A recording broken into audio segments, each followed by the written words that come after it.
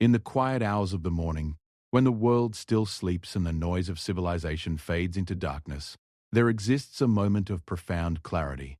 This is the moment when a person stands utterly alone, stripped of the masks they wear before others, confronted by the raw truth of who they actually are. It is in these solitary moments that the philosophy of Niccolo Machiavelli reveals its deepest and most transformative wisdom, not the crude interpretation of political manipulation that history has painted across his name, but rather a profound understanding of human nature, personal power, and the relentless mechanics of self-improvement through self-destruction. Machiavelli understood something fundamental that most people spend their entire lives avoiding. The greatest enemy you will ever face is not external. It is not your competitor, your rival, your enemy, or the harsh circumstances of the world. The greatest enemy lies dormant within you, waiting patiently for moments of weakness to consume you from the inside. This enemy is your former self, the version of you that remains unchanged, complacent, mediocre, and weak. The man who learns to destroy this internal enemy systematically and ruthlessly becomes invincible to external threats. This is the central thesis that Machiavelli, in his careful observations of power and human behavior, came to understand. Walking alone is never merely a physical state. It is a psychological and spiritual condition that strips away all pretense.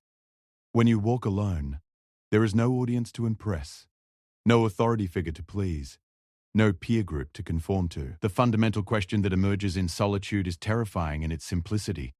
Who are you when no one is watching?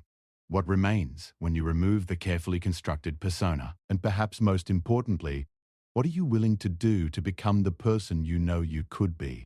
The modern world rarely encourages this kind of introspection. Instead, it bathes us in constant distraction, perpetual noise, and endless external validation. Social media, entertainment, work, relationships, and consumption form a barrier against the discomfort of self-awareness. Yet it is precisely in this discomfort that transformation becomes possible. Machiavelli, writing in an entirely different context about princes and powers, nonetheless understood a psychological truth that transcends his era. Weakness is a choice, and it is a choice that can be unmade. To understand the philosophy of self-destruction, one must first understand the architecture of weakness. Weakness is not something that happens to you. It is something you construct, brick by brick, choice by choice, day by day. It begins in small moments, when you choose comfort over growth, when you avoid the difficult conversation, when you rationalize your limitations, when you accept the narrative that certain things are simply not possible for someone like you. These small choices accumulate like scar tissue, eventually forming the complete identity of a weak person. When a young professional finds themselves passed over for promotion, the weak response is to accept the established hierarchy, to convince themselves that they lack the necessary talent, or to blame external circumstances. They might tell themselves that the promotion was unfair, that politics determined the outcome, that they were never going to succeed anyway. This narrative becomes their prison. It protects them from the terrifying responsibility of their own potential, but it also ensures they remain exactly where they are. In contrast, someone who understands the philosophy of self-destruction would respond entirely differently. They would not deny the pain or the disappointment. They would not minimize the situation. Instead, they would use it as a mirror, turning the experience inward. They would ask themselves brutal questions. What specific skills do I lack? Which of my behaviors are counterproductive? Where have I been making excuses? What aspects of my work ethic are insufficient? What habits am I protecting that serve my weakness rather than my growth? The answers to these questions are often deeply uncomfortable. They reveal your complicity in your own mediocrity. Consider the case of someone struggling with their physical health. A weak person might say, I have a slow metabolism, or my genetics are against me, or I simply don't have the willpower. They build an identity around these limitations, and in doing so, they entrench themselves deeper within weakness. The philosophy of self-destruction requires a different approach. It requires you to sit with the brutal reality that you have chosen comfort over health, convenience over discipline, pleasure over progress. It requires you to acknowledge that every excess pound, every missed workout, every poor nutritional choice was a decision you made. This acknowledgement is the first step toward change, because it transfers the locus of control from external circumstances back to you. This transfer of power is essential. As long as you believe that external forces are responsible for your condition, you remain powerless. The weak self thrives in this powerlessness because it relieves you of responsibility. You cannot fail if you are never in control. This is the first prison that weak people build, the prison of victimhood. But the moment you accept that your weakness is your own creation, you reclaim the power to uncreate it. Walking alone forces this confrontation. In solitude, the rationalizations that work so well in social contexts begin to crumble. You cannot perform weakness to an empty room. You cannot convince yourself of excuses when no one is there to agree with you. The mirror that solitude provides is unforgiving. It shows you not the image you have cultivated for others, but the person you actually are. And for most people, this is profoundly disturbing. Machiavelli understood that power always begins with an unflinching assessment of reality. A prince who refused to see his kingdom as it actually was, who instead saw his realm as he wished it to be, would inevitably fail. Similarly, a person who refuses to see themselves as they actually are will inevitably fail to grow. The weak person engages in constant self-deception. They tell themselves stories about why they cannot achieve certain things, why they are not capable of certain actions, why the world is simply too harsh for someone of their sensibilities. These stories feel true because we have told them to ourselves so many times that we have come to believe them. The second prison that weak people build is the prison of habit. Habits are incredibly powerful because they operate below the level of conscious thought. You do not decide every morning to maintain your weakness. Instead, you wake up and perform the rituals that have become comfortable. You go to the job you do not like, engage in the relationships that do not fulfill you, and entertain yourself with the distractions that numb you to the reality that you are living a compromised life. These habits are so deeply ingrained that they feel natural, inevitable, almost like the laws of physics rather than the choices of a conscious being. The third prison is the prison of identity. You have built a self-concept over years or decades, and this self-concept functions like an immune system, rejecting any evidence that contradicts it. If you believe you are not creative, you will dismiss your creative impulses, forget the moments when you created something meaningful, and rationalize away any external feedback suggesting you have creative capacity. If you believe you are not disciplined, you will interpret a single day of discipline as an anomaly, a temporary aberration from your true nature, rather than evidence of capability. This identity prison is particularly insidious because it is self-reinforcing. Your belief that you are weak influences your behavior in ways that produce weakness, and this weakness then confirms your belief. Breaking these three prisons requires a methodology that Machiavelli, in his study of power, understood but did not explicitly articulate in the context of personal development. It requires what can only be described as a campaign of internal conquest. Just as a prince must consolidate power, eliminate rivals, and build new alliances to transform a kingdom, a person must systematically dismantle their weak self and construct a new identity through relentless action and conscious choice. This is where the concept of self-destruction becomes clear. It is not destruction in a negative sense. It is not self-harm or self-sabotage. Rather, it is the deliberate dismantling of the weak architecture that you have built, the conscious and sustained rejection of the old patterns, habits, and identities that have kept you small. It is the willingness to feel the discomfort of becoming someone new. It is the recognition that the version of you that was comfortable in mediocrity must be destroyed, must be killed off completely so that someone stronger can emerge. When you walk alone and truly see yourself, you confront the possibility of your own transformation, but you also confront the price. The price is not small. It is the price of your comfort, your certainty, your excuses, and your familiar narratives about who you are. The weak self is familiar. It is predictable. It has kept you alive and reasonably safe. To destroy it requires courage that most people do not possess. Yet this courage is the prerequisite for ever becoming someone whom others cannot destroy. Understanding that you are weak is one thing. Doing something about it is entirely different. Machiavelli's genius lay in his recognition that transforming any system, whether a kingdom or a self, requires more than good intentions or abstract philosophy. It requires a concrete methodology, a specific approach to power that accounts for human nature as it actually is, not as we wish it to be. Applied to personal transformation, this methodology becomes a blueprint for self-destruction and renewal. The first principle of this methodology is radical accountability. This is not merely acknowledging that you are responsible for your situation. That is too easy. Radical accountability means that you eliminate every excuse, every external explanation, and every narrative of victimhood.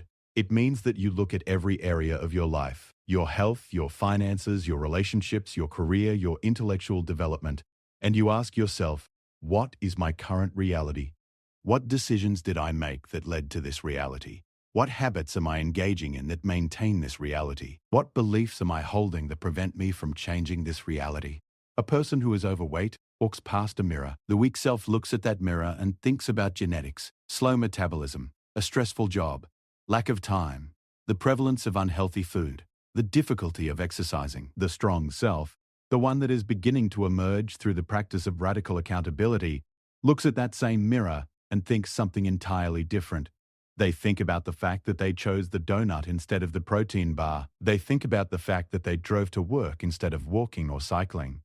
They think about the fact that they spent 4 hours watching television instead of exercising. They recognize that they are not a victim of circumstance, but an architect of consequence. This recognition is devastating. It is meant to be. It is meant to destroy the illusion that you are powerless.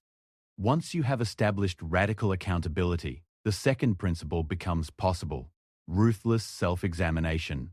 This is not self-criticism in the neurotic sense, where you heap shame and judgment upon yourself. Rather, it is a clear-eyed scientific examination of who you are and how you actually operate.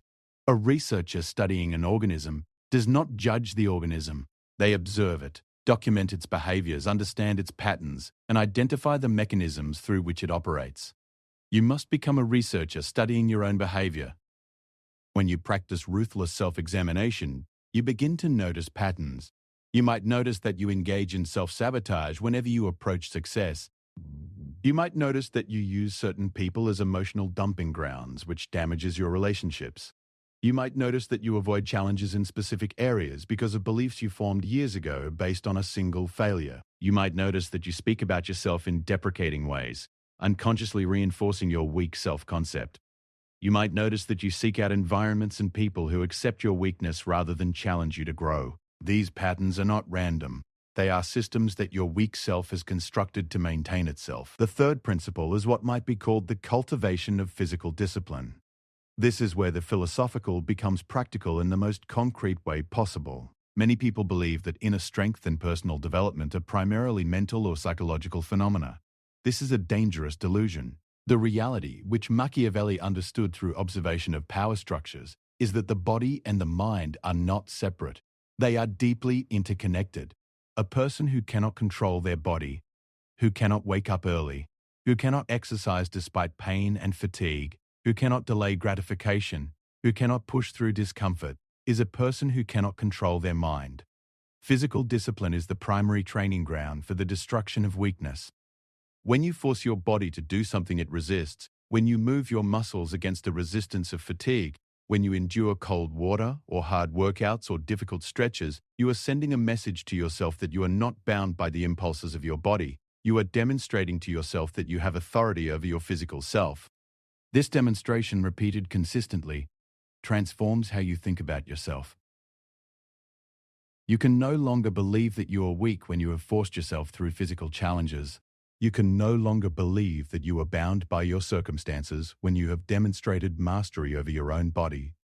A person who begins a program of physical training, whether that is running, weightlifting, martial arts, or any demanding discipline, is engaging in a direct conversation with their weak self. Every workout is a negotiation. The weak self wants to sleep in, to avoid the effort, to maintain comfort. The strength that you are cultivating insists on showing up anyway. With each repetition, with each session, with each moment where you choose discipline over comfort, you are slowly killing off the version of you that accepted mediocrity. You are building, piece by piece, muscle by muscle, a new self that is incompatible with weakness. The fourth principle is the strategic cultivation of difficult relationships and challenging environments. The weak self thrives in echo chambers. It seeks out people who agree with its limitations, situations that confirm its self-concept, and environments that do not challenge its complacency. To destroy the weak self, you must deliberately place yourself in situations where this version of you cannot survive. You must surround yourself with people who are stronger, more accomplished, more disciplined than you are. This is deeply uncomfortable. Your weak self will resist it violently. It will tell you that you do not belong in these environments, that these people will judge you, that you are not ready. It will manufacture anxiety and self-doubt.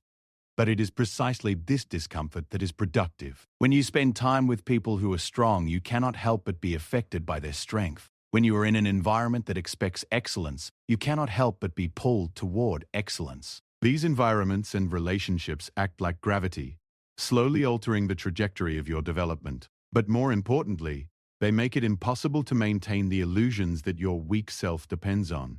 If you are surrounded by people who are disciplined, you cannot tell yourself that discipline is impossible. If you are in an environment that expects you to think deeply, you cannot tell yourself that you are not capable of intellectual growth. The fifth principle is the deliberate cultivation of productive struggle. The weak self avoids struggle. It has learned that struggle is painful, and it has optimized itself around the avoidance of pain. To destroy this version of yourself, you must reverse this optimization. You must seek out struggle, pursue difficulty, and embrace challenges. This is not masochism. It is self-directed growth. When you deliberately choose a difficult project, when you attempt something you are not immediately capable of, when you put yourself in a position where you must grow or fail, you are forcing your development. A person who learns a new language is not learning the language for the language itself. They are learning about their own capacity for growth.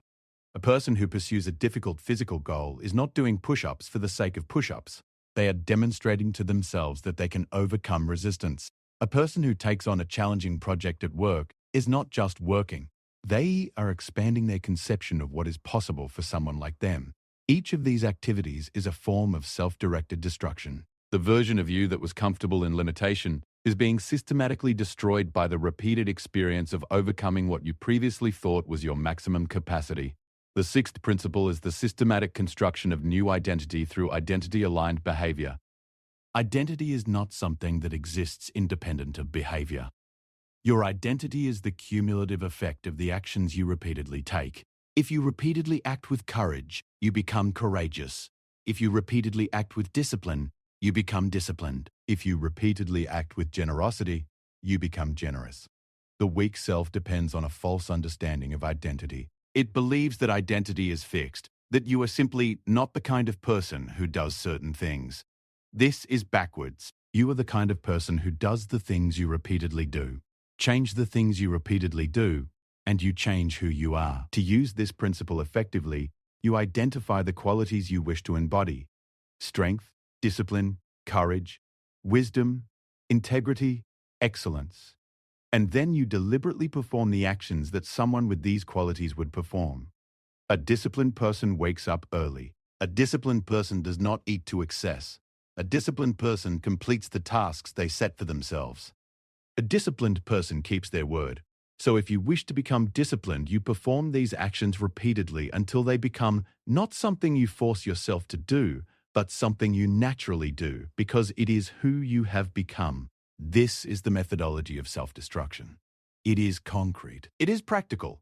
It requires effort and discomfort. It cannot be accomplished through thought alone or through intellectual assent to philosophical principles. It must be accomplished through action, through the repeated choice to move toward challenge rather than comfort, to seek truth rather than reassurance, to destroy the weak self rather than protect it. Walking alone becomes instrumental in this process. When you are alone, you have no excuses, no audience to perform for, no external reasons to act. You act only because you choose to, and in that choosing, you reveal and reinforce your true nature. The person who is alone and chooses discipline is making a statement that cannot be dismissed as performance. They are becoming stronger through repetition in solitude.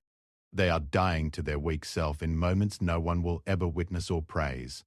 This is the deepest form of strength, the strength to destroy your weakness even when no one is watching. There exists a level of human development that most people never reach. It is the level at which you become essentially invulnerable to external destruction. This does not mean that you cannot be harmed. Physical harm is always possible. It does not mean that you will not experience loss, disappointment, or pain. These are fundamental aspects of human existence. Rather, it means that your fundamental sense of self, your integrity, your capacity for growth, and your ability to move toward your goals cannot be broken by external circumstances or by the actions of other people. This invulnerability is the ultimate result of the systematic destruction of your weak self. When you have spent months or years engaged in the process of self-directed growth, when you have repeatedly overcome challenges that you once believed were beyond your capacity, when you have learned through direct experience that you are capable of more than you previously thought, you develop something that cannot be easily shattered. You develop a kind of psychological armor that is not rigid and brittle, but flexible and resilient. You develop an internal reference point of strength that is not dependent on external validation or protection. Machiavelli understood this well, though he expressed it in the language of political power. A prince who has consolidated his power through strength, who has eliminated his internal rivals, who has built a strong military and wise advisors, and who understands the nature of his enemies cannot be easily defeated. The same principle applies to individual human development. A person who has consolidated their internal power through the destruction of weakness, who has eliminated the internal conflicts that drain their energy, who has built strong habits and wisdom, and who understands the nature of their own tendencies cannot be easily destroyed by external forces. Consider the person who has lost everything. A person without this internal power might interpret such a loss as proof of their fundamental inadequacy. They might become depressed, might give up, might internalize the loss as evidence that they never deserved success in the first place. In contrast, a person who has destroyed their weak self and rebuilt themselves through systematic effort can interpret the same loss very differently. They might see it as a temporary setback, as information about what did not work, as an opportunity to rebuild with greater wisdom and strength. The loss is the same. The circumstances are the same. But the interpretation, the response, and the ultimate outcome are entirely different, because the person responding is fundamentally different.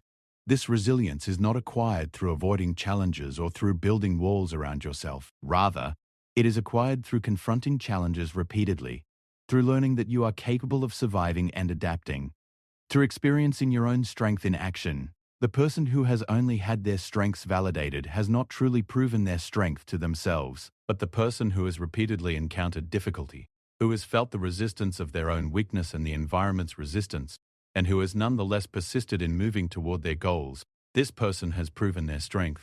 They know it to be true not because someone told them, but because they have lived it. The invulnerability that emerges from this process has several characteristics. The first is authenticity. When you have destroyed your weak self and rebuilt yourself through conscious choice, the person you have become is not a performance. It is not something you are trying to maintain for an audience. You do not need to defend yourself because you are not attached to a false image that can be attacked. Your identity is grounded in actual capability, actual growth, actual choice. This authenticity is magnetic. It draws people toward you.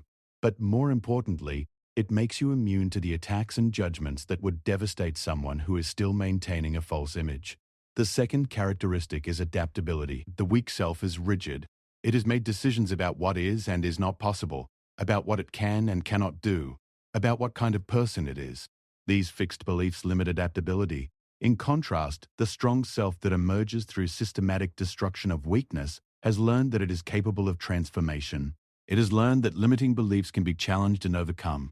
It has learned that new capabilities can be developed. This adaptability is crucial for survival and thriving in an uncertain world. The person who can adapt is the person who cannot be permanently broken by circumstances. The third characteristic is clarity of purpose.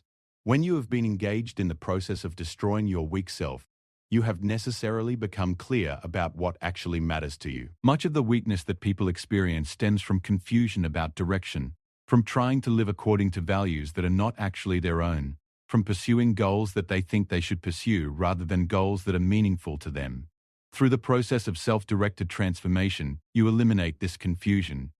You become clear about what you actually value, and you align your behavior with these values. This clarity is intensely stabilizing. When you know what you stand for, when you know what you're willing to sacrifice for, and what you are not, you become difficult to destabilize. People can attack your specific goals, but they cannot attack your fundamental purpose because it is rooted in your own deepest convictions. The fourth characteristic is the capacity to generate hope from within. The weak self is dependent on external sources of hope. If external circumstances are positive, the weak self feels hopeful. If circumstances are challenging, it becomes hopeless. This dependency on external circumstances is profoundly limiting. In contrast, the strong self has learned through direct experience that it is capable of generating positive outcomes even from difficult circumstances. It has learned that it possesses agency, that it is capable of effort, that effort often produces results. This internal capacity for hope and for generating positive outcomes makes the strong self resilient even in the face of significant external challenges. It is important to understand what invulnerability does not mean. It does not mean that you are invulnerable to physical harm. A strong person can still be injured or killed. It does not mean that you are invulnerable to loss. A strong person can still lose people they love, resources they valued, or opportunities they desired. It does not mean that you will never feel pain, sadness, disappointment, or fear. These are part of the human condition. Invulnerability means that these experiences do not destroy your core sense of self. It means that you can experience these things while still maintaining your integrity, your sense of purpose, and your capacity to move forward. It means that external circumstances, however harsh, cannot break your will or your fundamental capability. When you walk alone at night, when the world is silent, and you are confronted with the vastness of existence and the ultimate solitude that characterizes human life, the truly strong person is not afraid, not because they lack imagination about what could go wrong, not because they deny the reality of risk, but because they have learned through direct experience that they can survive difficulty. They have learned that the worst version of themselves, the one that they have methodically destroyed, was the real prison, and everything else is simply circumstance. They have learned that the only true enemy was internal, and that enemy is no longer. This is what invulnerability means. Machiavelli concluded his observations about power with the recognition that the prince who truly controls his own nature is the prince who cannot be easily defeated. The person who truly controls their own nature, who has destroyed the weak self, who has rebuilt themselves through systematic effort, who has learned through repeated experience that they are capable of growth and adaptation, is the person who cannot be easily destroyed by others, not because they are invincible in the absolute sense, but because their fundamental strength is internal and cannot be removed by any external force. The final and perhaps most important insight is that this process of self-destruction and renewal must be perpetual. You do not destroy your weak self once and then stop. You do not reach a point of complete strength and then rest. Rather, you engage in a continuous process of self-examination, self-improvement, and the destruction of the old patterns that threaten to re-establish themselves. The weak self is always trying to re-emerge, to drag you back toward comfort and complacency. Every day presents an opportunity to either reinforce the old patterns or to continue the work of building the new self. This is why discipline is not a luxury or an optional extra in human development. It is the fundamental practice that prevents regression. A person who walks alone should understand that this solitude is an opportunity, not a burden. In solitude, you are stripped of all external support and justification. In solitude, you cannot perform weakness to an audience because there is no audience. In solitude, you are confronted with the raw truth of who you are and the unlimited possibility of who you could become. The solitude is where the work happens. The solitude is where you destroy the weak version of yourself. And in that destruction, you find the possibility of becoming someone who cannot be destroyed by others. This is the wisdom that Machiavelli, through his understanding of power, accidentally conveyed for personal transformation. It is a wisdom that applies not to the political realm, but to the most intimate and personal realm of your own existence.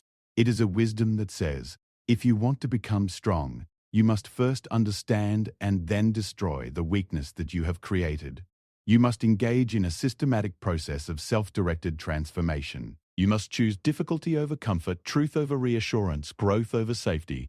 And when you have done this work consistently and thoroughly, you will become someone who cannot be broken by external circumstances. You will become the kind of person who walks alone not in fear, but in strength, knowing that the only enemy that ever truly threatened you has already been defeated by you, alone, in the moments when no one was watching. In the end, Machiavelli's greatest insight was not about power over others, but about power over oneself. The man who walks alone should understand that he is walking through two simultaneous journeys. The first is the physical journey through space, through a world of other people and circumstances beyond his control. The second is the internal journey toward the destruction of his own weakness and the construction of genuine strength. These two journeys are interconnected. The external circumstances of your life are largely shaped by the internal work you do when you are alone. When you understand that the weak self is something you have created, and something you have the power to destroy, you reclaim agency. When you engage in the systematic work of destruction and renewal, you build strength that cannot be broken. When you walk alone and you choose discipline over comfort, truth over delusion, growth over safety, you are engaging in an act that is simultaneously humbling and empowering. You are acknowledging that you are responsible for your own transformation, and you are claiming the power to make that transformation real. This is the final truth that Machiavelli's philosophy reveals. Not about princes and kingdoms, but about the human capacity for self-directed development and the strength that emerges when you are willing to destroy everything weak within yourself to build something genuinely strong.